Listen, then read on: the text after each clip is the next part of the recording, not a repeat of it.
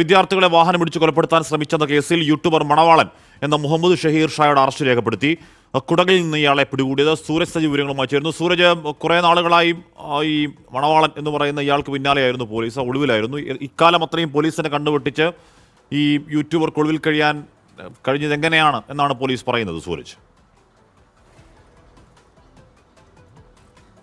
ഹാഷ്മി, അതാണ് ഈ കഴിഞ്ഞ 2024 ഏപ്രിൽ 19 ഈ കേസിന് ആസ്പദമായ സംഭവം നടക്കുന്നത്. അതിനുശേഷം ഇതുവരെയും ഈ യൂട്യൂബറായിട്ടുള്ള മണവാളൻ ഒളിവിലായിരുന്നു എന്നുള്ളതാണ് പോലീസ് പറയുന്നത്. പക്ഷേ പോലീസ് ഇതിനകത്തൊരു മൃദു സമീപനം സ്വീകരിച്ചോ എന്ന വിമർശനവും ശക്തമാണ്. കഴിഞ്ഞ ദിവസം ഇത് സംബന്ധിച്ചുള്ള വിവരങ്ങൾ പുറത്തു വന്ന പശ്ചാത്തലത്തിൽ, അല്ലെങ്കിൽ ഇത്രയും കാലമായി യൂട്യൂബർ ഒളിവിലാണെന്ന മാധ്യമ വാർത്തകൾ പുറത്തു വന്നതിന് പിന്നാലെയാണ് ഈ മണവാളിന് വേണ്ടിയുള്ള അന്വേഷണം ഊർജിതമാക്കുന്നതും. അങ്ങനെ ഇന്നലെ കുടകിൽ നിന്നാണ് ഈ വെസ്റ്റ് പോലീസ് മണവാളിനെ കസ്റ്റഡിയിലെടുക്കുന്നത്. തൃശ്ശൂരിലെത്തിച്ച ഈ പ്രതിയുടെ അറസ്റ്റ് രേഖപ്പെടുത്തി അല്പസമയത്തിനകം തന്നെ പ്രതിയെ കോടതിയിൽ ഹാജരാക്കുകയും ചെയ്തു. ഞാൻ നേരത്തെ സൂചിപ്പിച്ചതുപോലെ തന്നെ 2024 ഏപ്രിൽ 19 കേരളവർമ്മയിലെ വിദ്യാർത്ഥികളെ, സ്കൂട്ടറിൽ സഞ്ചരിക്കുകയായിരുന്ന 2 വിദ്യാർത്ഥികളെയാണ് ഈ കാർ ഇടിച്ച് കൊലപ്പെടുത്താൻ ശ്രമിച്ചത്. ഇവരുമായി നേരത്തെ തർക്കമുണ്ടായിരുന്നു. ഈ തർക്കത്തിന്റെ വൈരാഗ്യത്തിലായിരുന്നു ഈ കൊലപാതക ശ്രമം എന്നുള്ളതാണ് പറയുന്നത്. സ്കൂട്ടർ ഇടിച്ച് വീഴ്ത്തിയ ശേഷം വീണ്ടും വാഹനം പുറകോട്ടെടുത്ത് ഇവരെ ബോധപൂർവം കൊലപ്പെടുത്താൻ ശ്രമം ഉണ്ടായി എന്നുള്ളതാണ് പോലീസ് എഫ്ഐആറിൽ തന്നെ പറയുന്നത്. എന്തായാലും ഏറെക്കാലത്തിന് ശേഷമാണ് ഇപ്പോൾ യൂട്യൂബർ മണവാളൻ കസ്റ്റഡിയിലായിരിക്കുന്നത്,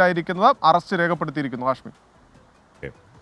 സൂരജ് സജിയാണ്. യൂട്യൂബർ മണവാളൻ കുറേ കാലം ഒളിവിലായിരുന്നു. ഇപ്പോൾ മണവാളൻ എന്ന് പറയുന്ന പേരെന്താണ്, ഷഹീർ ഷാ, അറസ്റ്റ് രേഖപ്പെടുത്തി കുടകിൽ നിന്നാണ് അയാളെ പിടികൂടിയത്.